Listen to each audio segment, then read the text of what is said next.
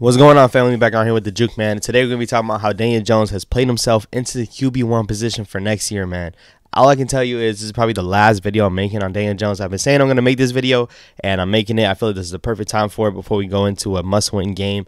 And I can tell you right now, this is probably the last video I'm solely making on him for this season. We'll talk about everything else in the offseason, but with his play, you cannot tell me that he hasn't earned the right to be back as a quarterback next year. And I'm going to give you the reasons why. I'm going to tell you the stats why. And if you don't believe me, man, just go watch the tape. All you have to do is watch the tape. But before we dive into that, man, Road to 1K is still active. Subscribe, man. We got more Giants content coming out here. Make sure you like this video and comment down below what you guys think about Daniel Jones. Should he be the quarterback next year? Should he not be the quarterback next year? If you don't want him as a quarterback, you guys tell me who's going to play quarterback for the New York Giants next year. Let's dive straight into it. Daniel Jones so far into the 2022 season has put up 3,028 yards. He put up 14 touchdowns with 5 interceptions. So he definitely brought his interceptions down a little bit. You know, the touchdowns aren't really where you want it to be, but his interception rate is down. The biggest thing on Daniel Jones from the beginning of his career was, oh, he turns the ball over, he turns the ball over, he turns the ball over. He only threw 5 interceptions throughout this 15-game season so far with 2 games left. And we stack him up against other guys like Tom Brady, who's thrown more interceptions, Kirk Cousins, Josh Allen with 13 interceptions, Derek Carr with 14 interceptions. He has the same interceptions as Jalen Hurts. You know, Jalen Hurts has had an MVP season. The touchdowns are there. The yards are there. Daniel Jones is not anywhere near that. But in terms of not turning the ball over, he's putting his team in the best position that he can with no turnovers, with no making those mistakes that he used to make in his rookie season, his second season, his third season. All that has been cut down. Credit to Brian Daboll and Mike Kafka on the coaching staff being able to help Daniel Jones move away from the tendencies that he had. And you can see since that first game in Tennessee when he threw that interception that we're all like, why did he even throw that? Brian Daboll gets into him, you know, does his coaching stuff, yells at him, all that good stuff. And Daniel Jones has been a better quarterback ever since that moment right there. Looking at some of the things that he does from game to game, man, he's just accurate. You know, he's not making the dumb decisions that he was. A lot of the times when he was throwing interceptions, it was because he was trying to make a play. His second season in the league or his first season in the league when he were playing the Tampa Bay Bucks on I think it was either a Monday night or a Thursday night. You know, I can vividly remember him trying to getting sacked by 2 people and still throwing it in the air and getting intercepted. Like, it was never that he was making dumb plays, I'm not going to lie. But it was more of him trying to make some plays, which he shouldn't have. You got to cut that out. You know, sometimes you have to take the sack. Sometimes you have to throw the ball away. And that's exactly what you're seeing from Daniel Jones now. One of the best moments I've seen out of Daniel Jones when I was watching him in Jacksonville, I actually went to that game. You know, we were in the red zone. He rolled out to the left. Didn't see anybody, threw it out the back of the end zone. That was one of the best things I've seen from Daniel Jones because if it's the old Daniel Jones, he's trying to fit it in somewhere and it probably gets picked off. You know, saving that extra play so hopefully you have another chance for another down is the best thing that a quarterback can do because you can't overcome your quarterback turning the ball over. You just can't. You look at somebody like the Miami Dolphins who just played the Green Bay Packers. Tua, 3 straight interceptions. The team cannot overcome that. You can't overcome that when your quarterback is giving the ball away. And Daniel Jones is not doing that anymore. So you cannot say Daniel Jones is a turnover machine. You clearly see with the right coaching and with the right offense and play call system, you know, he's able to do the things that he feels comfortable with and not turn the ball over at the same time. Everyone got to remember, this is his first year into the scheme too. That's a huge deal in terms of maybe if he comes back next year, he's going to be even more comfortable in the scheme, knowing some certain ins and outs that he didn't know going into the season. You know, you could definitely see by this time of the season, he's a lot more comfortable than it was in the first, second, and third game of the season. So Daniel Jones so far, man, offensively, the yards aren't there, like I said. So another heavy topic going into the trade deadline, it was whether the Giants should trade for a wide receiver. Instead of trading for a wide receiver, the Giants ended up trading away Kadarius Toney for some draft picks. And obviously, you know, looking at it now, Kadarius Toney played like 2-3 games for the Chiefs ever since that. And granted, he's put up a couple touchdowns, but the games played definitely aren't there. The touchdowns are there, but yards are not there. And what did the Giants do? We didn't add anybody. You know, a lot of people were upset. I was upset personally because I felt like we should have went all in. But looking at it now, Daniel Jones is elevating talent that these players weren't on any other team. Like, these players weren't even playing on other teams. If we look at the stats real quick. So looking at the stats right here, we have Darius Slayton leading the team with 710 receiving yards. It is sad. I don't know when. There's 2 games left, but I don't know when we're going to have a 1,000-yard receiver again. You know, I feel like ever since we lost Odell Beckham, it just hasn't been there. But right behind him, we have Richie James. Richie James, who wasn't even playing starting player on another team this past year. Saquon Barkley coming out of the backfield, but a lot of his things are like swings. He is 3rd in the receiving stats, so credit to Saquon Barkley. But Isaiah Hodgins, 309 yards. He has 3 touchdowns in his past 4 or 5 games. And what's the biggest thing with Isaiah Hodgins? he was cut from the Bills practice squad. You know, Isaiah Hodgins, he had a huge game this past game against the Vikings. And what you'd like to see from Daniel Jones is that he's actually elevating the talent around him. Richie James, you probably still put him on another team. No one's really going to value him like that. Isaiah Hodgins, yeah, he looks cool. But if you think about it, why wouldn't the Bills keep him? If he was this good, why would the Bills not keep this man? Maybe it's because, you know, they actually have talent in the wide receiver room and he can't make out that roster. You know, obviously, with that wide receiver room banged up, Wan'Dale Robinson's out for the year, Taylor Shepard being out for the year, and us not really having any other threats there. Isaiah Hodgins comes into a situation where he can actually be on the field and make an impact. But what Daniel Jones is doing also is actually targeting him. And all the throws that you see to Isaiah Hodgins, you can watch the tape. All the throws to Isaiah Hodgins are right in his breadbasket or literally right on his chest. If you drop that, I don't know what to say about you. But most of the time, what I'm trying to say is Isaiah Hodgins is not able to separate. He's not able to run away from anyone. You know, you've seen the double move that he did on Patrick Peterson where Daniel Jones perfectly placed it out so Patrick Peterson couldn't make a play. And you've seen a great catch by Isaiah Hodgins. I think he's emerging as a good wide receiver, and he could probably contribute next year.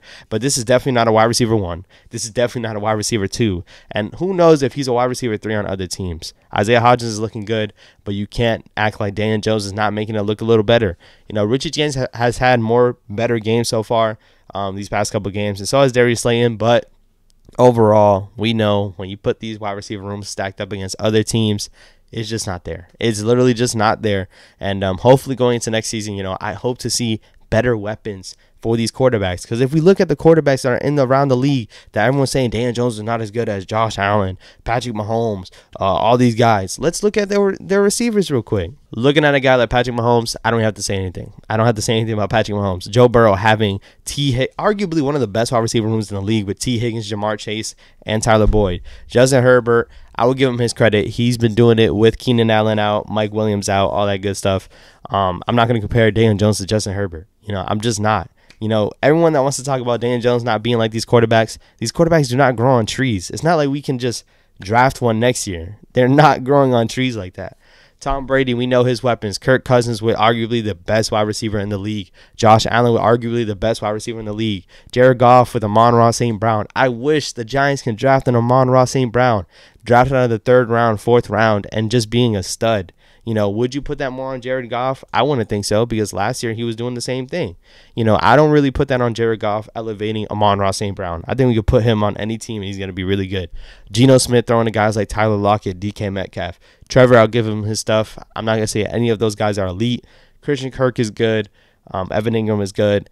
But what I will say is all these weapons are better than our weapons. If you know the Giants, you guys tell me what you guys think. Who has a better wide receiver room than the Giants right now? Or who has a worse wide receiver room than the Giants right now? Tua Tagovailoa, 2 of the most explosive wide receivers in the game. Derek Carr, one of the best wide receivers, and Devontae Adams. The list goes on and on and on. Jalen Hurts, you see him with that big leap this year, and credit to him. I'm not going to say that Daniel Jones is better than Jalen Hurts. I'm not going to sit here and say that. I did at one point, but I'm not going to sit here and say that. I haven't seen anything that could really prove me otherwise, but I will tell you, throwing to Devontae Smith, throwing to A.J. Brown, those things help. Those things help your offense a lot. We got Daniel Jones working with Darius Slayton and Richie James. You guys let me know what you guys think about our weapons. And when I say this, hear me out. I'm not sitting here making a ton of excuses for Daniel Jones. That's not my objective. Because with all this being said, we are still about to make the playoffs. A lot of the teams that you look at that do have receivers, that do have weapons, you know, granted, one quarterback can only play on one side of the ball, so that defense could be bad. But Daniel Jones has made, if we don't have Daniel Jones, we're not making it to the playoffs. Flat out. Saquon Barkley having a really good season. You know, he was looking like the best back in the league for the first 8 games of the season. Then he's really fell off, and you've seen this team fall off. But when you look at it, Daniel Jones is having a good running game just as anybody else would have a good running game to pair with him for him to play well. Every quarterback needs a good running game, because when they don't, then you're like, oh, they have no running game to lean on and all they can do is throw the ball. Like, which one do you guys want it? I feel like they put Daniel Jones at this standard up here that nobody else is held to. So before I lay this last point, of course, I don't want to make all the excuses for Daniel Jones. That's not what we're here for. I'm just telling you guys that he's outperforming a lot of the things that he has. If you give him more weapons, he'll be able to do more things. If you give him more accessibility to the off, let him throw the ball downfield more. You might see this offense even transcend even more. Going into this Vikings game, this is probably the most I've seen them lean on Daniel Jones, and we were right there in position to win this game. You know, if you don't drop the ball, if you don't fumble, if you don't even giving it to him, if you don't throw that interception, you know, this game can go the other way. So talking about Daniel Jones, man, another big thing is the offensive line, bro. The offensive line has been atrocious this year. And if you don't believe me, let's compare his offensive line to other people in the NFL. So looking at the chart right here, we have the New York Giants in 4th, tied for 3rd technically, with Russell Wilson being sacked 49 times, Justin Fields being sacked 48 times, and he's right there with Kirk Cousins at 44. So, obviously the stat I want to point out is these two teams are not good. They're not good in the NFL. But what's odd is Kirk Cousins, the 12-3 Minnesota Vikings, has given up the same amount of sacks as Daniel Jones and the New York Giants. Granted, Kirk Cousins being an elite talent, and obviously he should be in the MVP conversation this year. Kirk Cousins is doing his thing. Is Daniel Jones playing as well as Kirk Cousins? No, he's not. But once again, when you look at his weapons, when you look at his offense in general, when you look at the offensive mind, that's a big reason why they're still able to win. And now when you look at guys behind him, Geno Smith with 39 sacks, Joe Burrow with 39 sacks, Matt Ryan, is Matt Ryan better than, what do the Colts look like? And we'll talk about that later in the preview. Justin Herbert with 37, Jalen Hurts with 35. What is the known stat that comes to my head when I think about Daniel Jones being sacked 44 sacks? When I think about Daniel Jones being sacked 44 times is 3rd most in the league. That's bad. When you get sacked like that, you can't throw the ball downfield because there's too much pressure. There's too much people in your face. You can't really step into your throws. All those type of things I think about, especially when it's not the offensive tackle position, which Evan Neal has been atrocious recently, but it's interior offensive line. The quickest route is straight to the quarterback on the interior. That's why you see Dexter Lawrence being disruptive in the way he is. When you talk about the offensive line, obviously we're bad. Daniel Jones giving up 44 sacks, and if you're a Giants fan and you watch these games, how many times does Daniel Jones evade sacks? How many times is he mobile enough to run away from certain sacks and maneuver and take off for 10 yards? That has to come into effect as well. Kirk Cousins with 44 sacks and Daniel Jones with 44 sacks is not the same. Kirk Cousins is not running away from any sacks. Daniel Jones is running away from probably 10 of them, at least 10, I'm going to say. So Daniel Jones giving up the 3rd most sacks, that affects everything. That affects Daniel Jones being able to throw the ball downfield. When you're getting pressured that much, you might not have enough time to let these routes develop, as well as the receiving core not being able to separate. You can't throw the ball downfield. There's no separation. Then we go back to what we're talking about. We don't want to throw picks. We don't want to turn the ball over. It's a whole thing. And when you look at what Daniel Jones is doing, man, this team is right in the driver's seat to be in the playoffs, to be in a wild card position. You expect Daniel Jones to elevate his team, and he's been doing that. If you go into next season with the cap space that you have, you draft some receivers. You maybe trade for a receiver. Get this man some help. Every single good quarterback you look at in the league has a guy besides Daniel Jones. Every single quarterback around the league has a guy. You guys tell me, who is Daniel Jones' guy? I'll sit here and wait. That's what I thought. Get Daniel Jones some weapons. He's only going to be better. He's been playing good this season, and he's earned the right to be here. Is he going to get paid like a top 5 quarterback? Heck no. I am not giving him that much money. But I think $25 million per year, $26 million per year, that might just do it. I think he wants to be on the Giants. He's handled the New York media well. And that's another thing, man. This guy doesn't do anything, doesn't say anything.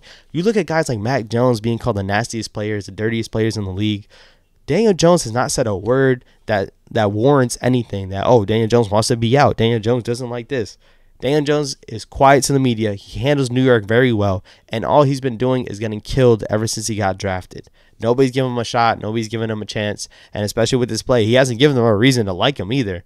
But I will tell you, this season means a lot. And moving forward, man, I'm not opposed to drafting a quarterback eventually. I'm really not. But when you look at this Giants team being a rebuilding team and being in the playoffs, you can't just flip the switch, move off from a quarterback, draft an Anthony Richardson, which who knows, man. His stock is going to skyrocket because everyone's going to think he's this next guy.